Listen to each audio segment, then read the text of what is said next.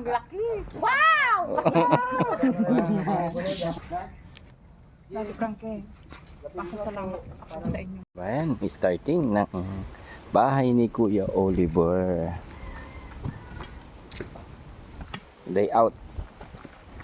Kakatayin daw ni Nanay Ansing sa kanyang baboy para padugo.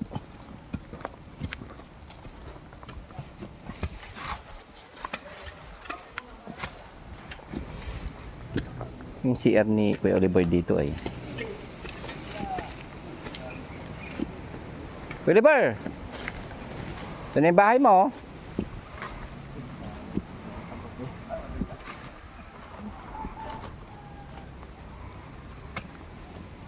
May ano ng ano no, kawayan no. Lamok.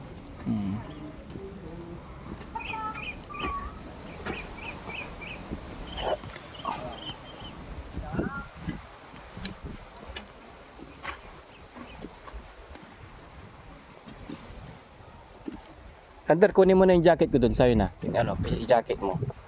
Mamaya ang puti yung jacket ko, di man ay.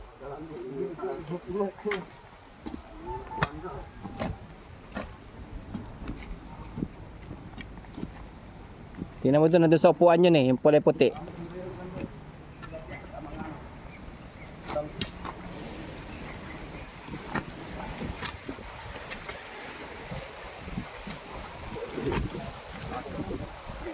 Doon yung tiris niya, Foreman.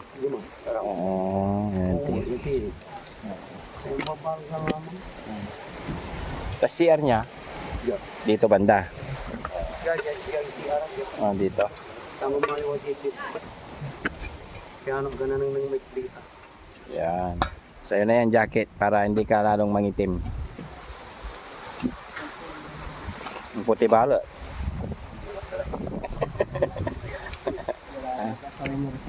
Kaya mo aligan mo eh. Kapinsan mo si Jong. Ganda yung sumbiro. Kaya ni sino ito ni? Kita niya lang na yun ni Monja. Busy. Masalimot. Hindi ako masalimot. Maimpis. Aliwan sin man, tatil at yan. May silong-silong sa putang. May til at may tingaran to. Puton. Kuton.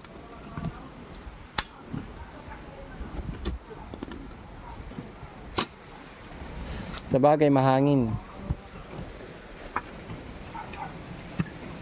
Dapat iba tang balaan sa iyo. Hindi, dipukpak mo nagadya ang arawid yata. Mujiyat nung dito Pero yung... kaya kinabunon din ito. Ano lang tanong? Yan pala kaya. Ito, lawak ng bahay ni Kuya Oliver. Hanggang dito mga kababayan. Oh. Ayan, tatabunan. Ayun. Maraming salamat po sa inyong walang sawang pagsuporta. Ngayon ay maumpisa na ang bahay ni Kuya Oliver. Happy na si Nanay Ansing. Yan, kapitbahay niya si Nanay Ansing. Yun po yung bahay ni Nanay Ansing. Yan.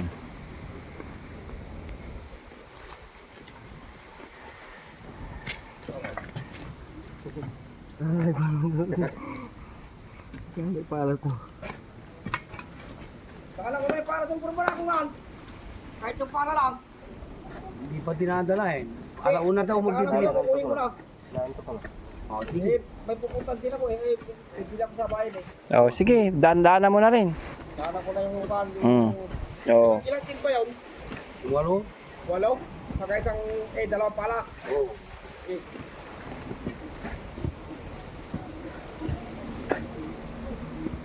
Pero eh, mga electric pa ba yun? Pero mga electric pa ba yun? Kaya hirapan ka.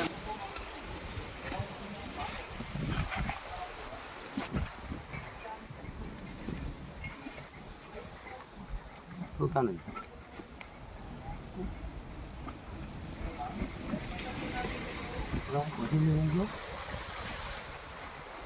Mga kababayan, update sa ginawang pabahay ni Daddy Frankie para kay Kuya Oliver. Ito na rin po si Nanay Ansing, taga sa mga pinagkainan. Thank you so much po sa mga nagsawang pag-support sa ating Daddy Frankie and Daddy Pascal.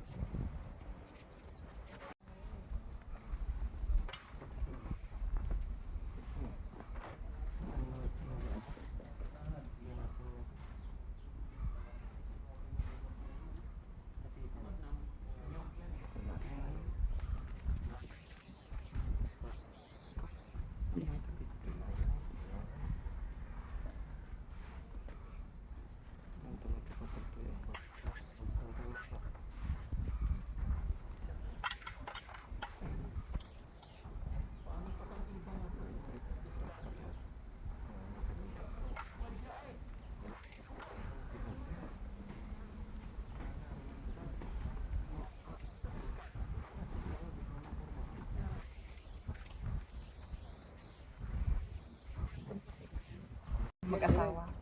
Kasi ito.